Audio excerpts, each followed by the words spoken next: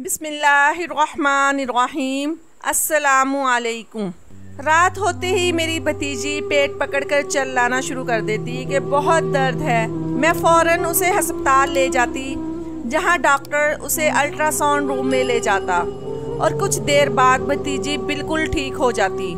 लेकिन मुझे बहुत हैरत होती जब डॉक्टर हर रोज़ बगैर दवाई के वापस भेज देता। अब मुझे शक सा हुआ।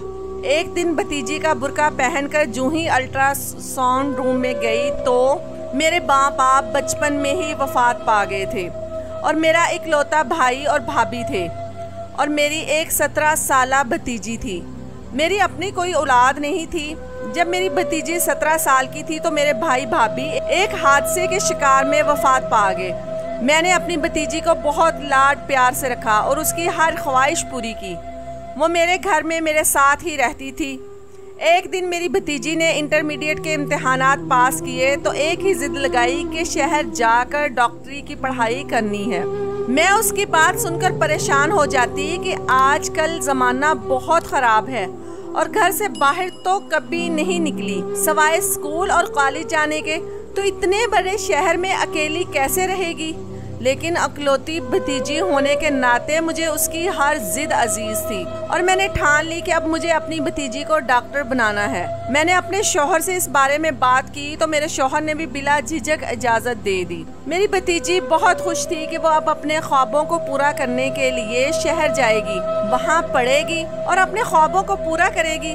शहर की यूनिवर्सिटी में उसका दाखिला करवाया और उसे हॉस्टल में भेज दिया। मेरे दिल में 100 तरह के वसवसे आते, मगर फिर भी दिल बड़ा करके उसे भेज ही दिया और बहुत ज्यादा पैसा भी लगा, तो अभी तो आगे और ज्यादा लगना था। मैं घर में काफी परेशान रहती अपनी भतीजी को लेकर। मेरे दिल में धड़का सा लगा रहता कि कहीं कुछ गलत ना हो जाए। फिर एक दिन रात के वक्त मेरी भतीजी का फोन आया तो वो बहुत ज्यादा रो रही थी।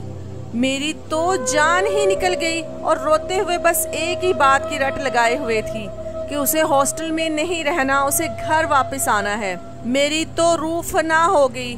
मुझे कुछ समझ ना आया कि मैं क्या करूं।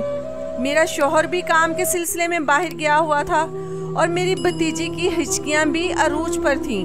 मैंने अपनी भतीजी को तसल्ली दिलाई कि मैं उसे लेने के लिए आ रही हूं, बस वो चुप कर जाए और बताए कि क्या हुआ है।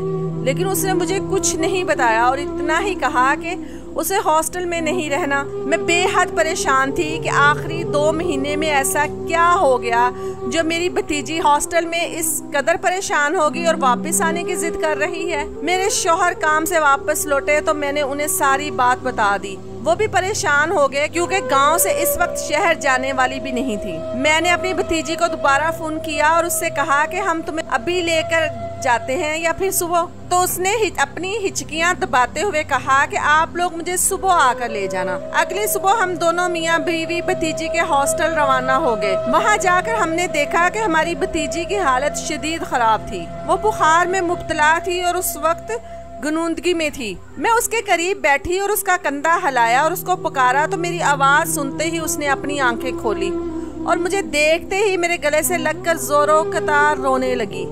उसकी हालत देखकर मैं और ज्यादा परेशान हो गई। तब तो मुझे यकीन हो गया था कि कुछ ना कुछ तो हुआ है। मैंने अपनी बेटी के बाद मैंने उसे मोहब्बत से पुकारते हुए कहा कि बेटा क्या हुआ है तुम्हें। उसने अपनी आंखें नीचे कर ली लेकिन जुबान से एक लफ्ज भी अदा न किया। मैंने बहुत इसरार किया लेकिन उसने मुझे इतना ही कहा कि उसे कुछ नहीं हुआ, उसे हॉस्टल में नहीं रहना, मुझे घर वापस जाना है। मेरा आप लोगों के बगैर दिल नहीं लगता। ये बहुत अजीब थी कि 4 महीने हॉस्टल में रहने के बाद मेरी भतीजी कह रही थी कि इसका हॉस्टल में दिल नहीं लगता। मैंने अपने शौहर को कहा कि परेशानी की कोई बात नहीं, बस बच्ची हॉस्टल में रहते हुए थोड़ी घबरा गई है, कुछ दिन के लिए हम इसे घर ले जाते हैं। हॉस्टल इंतजामिया से बात करने के बाद मैं अपनी भतीजी को कुछ दिनों के लिए घर ले आई। घर आने के बाद भी उसकी हालत ठीक नहीं हुई बल्कि मजीद बिगड़ती चली गई। उसको शदीद बुखार था और वह दिन ब दिन कमजोर होती जा रही थी। बहुत से डॉक्टरों से उसका इलाज करवाया लेकिन उसे कहीं भी आराम नहीं मिल रहा था। तकरीबन 10 दिनों के बाद उसकी हालत थोड़ी बेहतर हुई तो हम मियाँ बीवी के दिलों को भी चैन आया। मेरी भतीजी बहुत खुश इखलाक थी, लेकिन जब वो बीमार थी हर वक्त अपने कमरे की लाइट बंद करके अंदर ही पड़ी रहती। आज भी उसे कमरे से बाहर लेकर आए और धूप में बैठने के लिए कहा। कुछ देर तो वो मेरे सामने बैठी रही लेकिन उसने कोई बात नहीं की। पहले तो वो सारा दिन मुझसे बातें करके थकती नहीं थी और अब इस कदर खामोश हो गई। अब तो मुझे चाह थी कि आखिर हॉस्टल में ऐसा क्या हुआ है जिसने मेरी मासूम सी भतीजी को मुरझा कर रख दिया है। कुछ दिनों तक उसकी हालत बहुत बेहतर होगी और वो बिल्कुल ठीक होकर पहले जैसी होगी। उसको सेहतमंद देखकर हम दोनों मियाँ बीवी का खून बढ़ गया। मेरी खुशी की इंतहा न रही कि मेरी इकलौती भतीजी पहले की तरह सेहतयाब हो रही है। मुझे ये भी था कि उसकी पढ़ाई का भी बहुत हर्ज हो रहा है, लेकिन उसकी पढ़ाई से ज्यादा उसकी सेहत जरूरी थी। जब वो ठीक हो गई तो मैंने उसे कहा कि बेटा अब तुम्हें यूनिवर्सिटी वापस जाना चाहिए। तुम्हारी पढ़ाई का बहुत हर्ज हुआ है। मेरी बात सुनकर वो बहुत परेशान हुई। मुझे उसकी परेशानी समझ न आई। कुछ देर के बाद वो बोली कि आप ठीक कह रही हैं, मुझे वाकई ही वापस जाना चाहिए। जब मैं उसके कमरे में गई तो वो तकिया मुंह पर रखे जोरों की तार रोने में मशगूल थी। मैं जल्दी से उसके पास गई और उसके मुंह से कपड़ा हटाया और उससे पूछा कि क्या हुआ है तुम्हें। कहने लगी मेरे पेट में बहुत शदीद किस्म का दर्द है जो कि नाकाबिले बर्दाश्त है। मैंने जल्दी से चादर ओढ़कर उसे अपने गाँव के क्लिनिक ले आई। डॉक्टर ने उसे चेक किया और दवा दी। कहने लगा कि ये दवा खाने के कुछ देर बाद ही वो बिल्कुल ठीक हो जाएगी। घर आकर मैंने उसे दवा खिलाई। थोड़ी ही देर के बाद जब मैंने उसकी तबीयत पूछी तो कहने लगी कि मुझे अब ज्यादा दर्द नहीं हो रहा। मेरा दिल अब हर वक्त बेजार रहने लगा। मेरी एक ही भतीजी थी और मेरी अपनी औलाद तो थी नहीं। मैंने उसे औलाद से बढ़कर पाला था और वो भी हमा वक्त बीमार है। ये सोचकर मैं बहुत गमज़दा हो जाती। अब तो ये रोज ही होने लगा। उसके पेट में शदीद दर्द उठा। मैं उसे क्लिनिक लेकर जाती। क्लिनिक में डॉक्टर अल्ट्रासाउंड वाले कमरे में 10 मिनट तक उसको चेक करता, दवा देता। कुछ देर तक वो ठीक हो जाती, लेकिन कभी कभी मुझे लगता कि दाल में कुछ काला है। लेकिन फिर मैंने अपनी सोच को झटक दिया। मेरे शौहर ने मुझे कहा कि तुम्हारी भतीजी की अब शादी की उम्र है, वो हॉस्टल नहीं जाना चाहती, आगे उसे पढ़ना नहीं है, तो हम ऐसा करते हैं कि उसकी शादी करवा देते हैं। मैं परेशान थी कि अपने शौहर को कैसे बताऊं कि उसकी सेहत तो खराब है, हर वक्त उसके पेट में दर्द रहने लगा है। लेकिन मैंने अपने शौहर से कोई बात नहीं की और उनके हाँ में हाँ मिलाई। एक दिन मेरे शौहर ने मुझे कहा कि उनके दोस्त का बेटा डॉक्टर है, वो हमारे घर रिश्ता लेकर आना चाहते हैं। मैंने कहा ठीक है, आप बुला लें। रिश्ता देखने के लिए लड़के की माँ और लड़का आया था। हमें लड़का बहुत पसंद आया। उसका शहर में घर था, लेकिन वो रिश्ता किसी अच्छे गांव वाली सुलझी हुई लड़की से करना चाहता था जो उसके घर को अच्छी तरह संभाल सके। और फिर मेरे शौहर तो उनके दोस्त थे, तो हमें भी कोई एतराज नहीं था, ना उन्हें कोई एतराज था। हम लोगों ने रिश्ता पक्का कर दिया। 2 महीनों के बाद शादी की तारीख भी तय हो गई। मेरी भतीजी एकदम से बिल्कुल ठीक हो गई। इस बात ने मुझे हैरानी के साथ साथ खुश भी कर दिया। फिर वो दिन भी आ गया जिस दिन मैंने अपनी भतीजी को रुखसत कर दिया। उसके जाने के बाद हमारा घर बहुत वीरान हो गया। मेरी भतीजी हमें मिलने के लिए 1 महीने के बाद आती। मेरे पूछने पर वो हमेशा यही कहती कि मैं बहुत खुशो-खुर्रम जिंदगी गुजार रही हूँ। उसकी बात सुनकर मैं भी पुरसुकून हो जाती। फिर एक दिन एक फोन कॉल ने मेरे पांव तले से जमीन खींच ली। वो फोन मेरी भतीजी के ससुराल वालों की तरफ से था। हम लोग जैसे ही मेरी भतीजी के ससुराल पहुँचे, मेरी भतीजी ने बताया कि मेरी सास सुबह की गई हुई है और अभी तक वापस नहीं आई। पूरा मोहल्ला छान मारा, किसी ने उसे सुबह से नहीं देखा। हम लोगों ने दोबारा पूरा मोहल्ला छान मारा, लेकिन भतीजी की सास कहीं भी ना मिली। मेरे शौहर ने अपने दोस्तों के जरिए पुलिस वगैरह से भी राब्ता किया। पुलिस आ गई, लेकिन भतीजी की सास के बारे में कोई पता नहीं लगा सकी कि वो आखिर कहाँ गई। मेरी भतीजी के घर में एकदम से भोपाल आ गया कि आखिर मेरी भतीजी की सास कहाँ जा सकती है। हम लोग तो शाम तक वापस आ गए। भतीजी का शौहर भी मुल्क से बाहर गया हुआ था। मेरी भतीजी के शौहर का नाम अली था। 1 महीने बाद उसका शौहर भी मुल्क से वापस लौट आया, लेकिन उसकी सास का कोई अता पता नहीं था।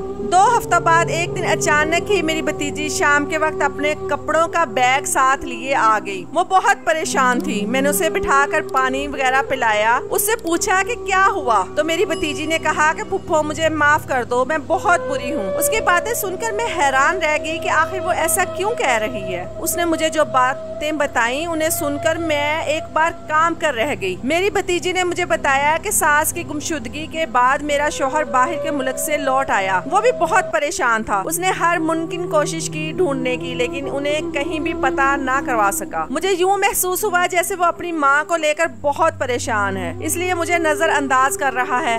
लेकिन कुछ दिनों के बाद उसने मुझे मुकम्मल तौर पर नजरअंदाज कर दिया। मैंने उससे बात करने की कोशिश की और उससे कहा कि जब से आप आए हैं आपने मेरे साथ कोई बातचीत नहीं की। मेरे शौहर कहने लगा कि मैं अपनी सरगर्मियों में मशगूल हूँ, मुझे किसी की परवाह करने की जरूरत नहीं।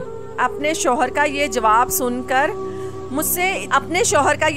सुनकर मुझे यकीन ही नहीं आ रहा था कि यही मेरा शौहर है जो मुझसे इतने मीठे लहजे में बात करता था, अब इस कदर तलख बयानी कर रहा है। मैंने उससे पूछने की बहुत कोशिश की कि मुझसे कोई गलती हो गई है तो मुझे बताओ, लेकिन उसने अपने लबों से कुफल ना हटाया। कुछ दिन के बाद मुझे यूँ महसूस हुआ जैसे घर में किसी चीज़ की तैयारी चल रही हो। मैं किचन में आई तो मेरी नंद मुख्तलिफ इक़साम के खाने बना रही थी। मैंने उससे पूछा कि खैरियत है, आज इस कदर तैयारियां किस बात की। उसने मुझसे रौब जमाने वाले अंदाज में कहा कि आज घर में मेहमान आ रहे हैं, आप अपने कमरे में ही रहना, नहीं तो अच्छा नहीं होगा। अपनी नंद का ये रवैया मेरी समझ से बाहर था। मैंने उससे पूछना चाहा कि मैं अपने कमरे में क्यों रहूं, लेकिन उस वक्त मेरा बहस करने का बिल्कुल दिल नहीं कर रहा था, इसलिए मैं खामोशी से अपने कमरे में चली गई। मुझे अपने कमरे से बातों की आवाजें आ रही थी। मेरा शौहर और नंद दोनों ही बहुत खुश नजर आ रहे थे। मेरी तबीयत बहुत खराब थी, लेकिन मैंने किसी को नहीं बताया। पिछले कई दिनों से मुझे शदीद चक्कर आ रहे थे। आज भी मुझे शदीद चक्कर आने लगा, साथ ही उल्टियाँ शुरू हो गई। मैं बेहद घबरा गई। उस वक्त मेरी नंद मेरे कमरे में मेरे शौहर को लेकर दाखिल हुई। उसके मुंह से जो बातें निकल रही थी उसको सुनकर मुझे ऐसे लगा जैसे अभी जमीन फट जाए और मैं इसमें समा जाऊं। अपनी जात पर लगाए गए इतने घटिया इल्जामात सुनकर किसका गुनाह पाल रही हो जो इसकी ये हालत है, तो मैं सर चकराते हुए बेड पर ढक गई। मेरा शौहर थप्पड़ मारते हुए बोला, बताओ सारा, तुम्हारे अंदर किसका गुनाह पल रहा है। मैं दिल में सोचने लगी कि एक डॉक्टर होकर ऐसे कैसे कर सकते हैं। मैंने पुख्ता इरादा कर लिया कि मैं इनको कभी भी नहीं बताऊंगी कि मेरी ये हालत किसकी वजह से है। मैं तो पहले ही चकरा रही थी, थप्पड़ों की वजह से बेहोश हो गई। मुझे जब होश आया तो मैंने देखा कमरे में कोई नहीं था। बाहर से मेहमानों के बोलने की आवाजें आ रही थी। मैं उठकर दरवाजे तक आई तो बाहर से आवाजें आई कि हम ये रिश्ता पक्का समझे। मुझे समझ न आई कि मुझ पर इतना घटिया इल्जाम लगाकर किसका रिश्ता पक्का किया जा रहा है। रात के वक्त जब शौहर मेरे कमरे में आया तो कहा, मैं अपने घर जा सकती हूँ, वो शादी कर रहा है। मैंने अपने शौहर को कहा कि अब इस घर में मेरा जनाजा ही निकलेगा। ये सुनकर वो आग बगोला हो गया और कहने लगा, जब गुनाह कर रही थी तब कुछ याद नहीं आया। मैं एक बार फिर से खामोश हो गई। अगले दिन मुझे पता लगा कि लड़की वालों को किसी न किसी तरह पता लग गया है कि मेरे शौहर ने शादी भी करने से इनकार कर दिया। मेरे शौहर ने मुझसे अलग कमरे में रहना शुरू कर दिया। मैं पता लगाना चाहती थी कि आखिर मेरे शौहर और नंद ने मेरे साथ ऐसा क्यों किया। ये जानने के लिए मैंने सोचा कि किसी कमरे में जाकर देखती हूँ। रात को मैं उसके कमरे में गई सोने के लिए। उसने मेरे साथ ऐसा क्यों किया, मुझे देखकर वो एक पल के लिए परेशान हो गई। मैंने उसे कहा कि मुझे अपने कमरे में डर लग रहा है, इसीलिए तुम्हारे कमरे में सोने लगी हूँ, और जाकर आराम से बेड पर लेट गई। 5 मिनट के बाद मैंने हल्की सी आंख खोलकर देखा तो वो कमरे के दरमियान में एक टाट बिछाकर उसके ऊपर बैठी कुछ पढ़ रही थी, और ऐसा महसूस हो रहा था जैसे उसका ज़हनी तवाज़ुन बिगड़ गया हो। थोड़ी देर के बाद वो मेरे करीब आई और मेरे दिल में खौफ की शदीद लहर उठी। मुझे लगा जैसे वो मुझे अभी कुछ कर देगी, लेकिन वो चुपचाप आकर मेरे करीब बैठ गई। उसकी बातें सुनकर मेरे सर पर 7 आसमान गिर गए और कदमों तले से जमीन निकल गई। वो मुझे कहने लगी, भागसान हो, मैंने हर मुमकिन कोशिश की तुम्हें घर से निकालने की, लेकिन तुम निकली ही नहीं। मैंने तुम्हें घर से निकालने की हर तरह की कोशिश की, तुम मुकम्मल तौर पर तन्हा हो गई। अगर मैं खुश नहीं हूँ तो रहने तुम्हें भी नहीं दूंगी। मैंने अपना सब कुछ कर लिया, लेकिन तुम फिर भी नहीं निकली इस घर से। तुम्हारे मोबाइल फ़ोन से मैंने तुम्हारे शोहर को नकली मैसेजेस भेजे, जिससे उसको पुख्ता यकीन हो गया कि तुम और मर्दों के साथ बातें करती हो, तुम्हारे गैर मर्दों के साथ ताल्लुकात हैं। फिर मैंने अपने भाई की दूसरी शादी करवाने का सोचा, उसका भी रिश्ता तय किया। अब तुम्हारा सर दर्द, उल्टी आना, इन सब ने मेरा काम और भी आसान कर दिया। मुझे रात को पता चला कि तुम्हें कैंसर है, तुम बहुत जल्द मरने वाली हो। तो अब मुझे तुम्हें मारने का कोई इरादा नहीं है। और जब मुझे इस बात का पता चला, मेरी माँ तो तुम्हें हर वक्त रोकना चाहती थी। मेरी माँ चाहती थी कि मेरे बेटे का घर खराब ना हो। फिर मैंने उन्हें भी रास्ते से हटा दिया। मैंने अपनी सगी माँ को ही मार दिया, और इस बात का पता आज तक किसी को नहीं लगा। तुमने बहुत गलत किया भाभी, इस घर में आकर मेरे भाई के साथ शादी करके। मैं अपनी दोस्त के साथ उसकी शादी करवाना चाहती थी, मगर मेरे भाई ने कहा कि वो अपनी पसंद की शादी करेगा, और वो तुम्हें पसंद करता था। कुछ साल पहले तुम और मैं एक ही स्कूल में पढ़ते थे। तुम हमेशा फर्स्ट आती और मैं पीछे रह जाती। मैंने तब ही सोच लिया था कि मैं तुम्हें तबाह बर्बाद कर दूंगी, मगर फिर तुम लोग कहाँ चले गए। इसके बाद जब तुम ब्याह कर इस घर में आई तो तुम्हें देखते ही मैंने कहा कि अब तुम नहीं बचोगी, और देखो मैंने तुम्हें बर्बाद कर दिया। अपनी नंद की इतनी भयानक बातें सुनकर मैं दंग रह गई, पर खामोश रही। मुझे मुकम्मल यकीन हो गया कि मेरी नंद एक साइको पेशेंट है। बचपन की बातें मुझे तो याद नहीं थी, और उसने तब से ही मेरे लिए अपने दिल में बुग़्ज़ पाल रखा था। उस कमरे में आते ही मैंने सबसे पहले ये काम किया कि जिस वक्त मेरी नंद मेरे पास बेड पर आकर बैठी, मैंने आंख बिछाकर अपनी मोबाइल की आवाज़ रिकॉर्डर ऑन कर लिया। उसकी सारी बातें रिकॉर्ड हो गई। मैंने सारी बातें अपने शोहर को भेज दी। अपनी भतीजी की तमाम बातों ने मेरे दिल को गम से भर दिया था। उसके बाद मेरी भतीजी कहने लगी, फूफो मुझे माफ़ कर दे, मैं बहुत बुरी हूँ। मैंने आपको धोखा दिया, और देखे बदले में मुझे भी धोखा मिला। मेरा शोहर मुझे कॉलेज के बाहर मिला था, मैं उसे पसंद करने लगी। जब मुझे पता चला वो शहर में रहता है, मैंने आपसे ज़िद की कि मुझे शहर में पढ़ना है। मैं शहर पढ़ने चली गई। वहाँ मैं रोज़ाना अपने डॉक्टर शोहर से मिलती। फिर एक दिन उसने मुझे बताया कि वो मुझसे शादी करना चाहता है। मैंने भी हाँ कर दी। अब मैं आगे नहीं पढ़ना चाहती थी, इसलिए मैंने इतने दिनों तक बीमारी का नाटक किया, और जब मेरे पेट में दर्द हुआ तो क्लिनिक जाने लगी। वहाँ मैंने देखा कि अंदर क्लिनिक में अली बैठा है। वो अपने किसी दोस्त डॉक्टर की जगह पर आया था। ये सुनकर फिर मैं रोज़ाना क्लिनिक जाने लगी। मैं रोज़ अंदर अली से बातें करती। जब आप अंदर आई तो चेकअप का बहाना कर लेते। फिर जब आपको शक होने लगा तो अली ने मुझे कहा कि अब मैं क्लिनिक ना आया करूं। एक दिन जब मेरा बुर्का ओढ़कर आप अंदर आई, उस दिन भी अली अंदर नहीं था, तो आपको कुछ भी पता नहीं चल सका। फिर जब अली ने रिश्ता भेजा तो मैं हर बीमारी भूल गई, शादी की खुशियों में मसरूफ़ हो गई। कुछ अरसे बाद मेरे सर में शदीद दर्द उठा, पेट में भी मुझे पता चला कि मुझे कैंसर है। तब अली काम के सिलसिले में बाहर गया हुआ था। जब वापस आया तो मैं उसे बताना चाहती थी, लेकिन नहीं बता सकी। लेकिन फुप्पो देखे ना, मेरी खुशियों की उम्र कितनी छोटी है। रात को मुझे पता चला मेरी नंद मेरे साथ हसद की आड़ में सब कुछ कर चुकी है। मेरे शौहर ने मेरा एतबार नहीं किया। अब मैं उस घर में कभी नहीं जाऊंगी। मेरी भतीजी की बातें मेरा दिल छील रही थी। मैंने उसे अपने सीने से लगा लिया। अगले दिन सुबह के वक्त मेरी भतीजी का शौहर आ गया। उसने मुझसे माफ़ी मांगी। मेरी भतीजी को दुख देने के लिए वो बेहद शर्मिंदा था। मेरी भतीजी को वो वापस ले गया। मेरी भतीजी के शौहर ने उसका बहुत इलाज करवाया। उसने अपनी बहन को गुनाहों की सज़ा दिलाने का फ़ैसला किया। फिर मेरी भतीजी की नंद को पुलिस पकड़ कर ले गई। जेल में उसका बहुत भयानक अंजाम हुआ। दिमागी तौर पर और जिस्मानी तौर पर मफलूज होकर रह गई। मेरी भतीजी अब खुशो खुर्रम जिंदगी गुजार रही है। हमें अपने बड़ों को धोखा नहीं देना चाहिए, ना ही किसी से हसद करना चाहिए।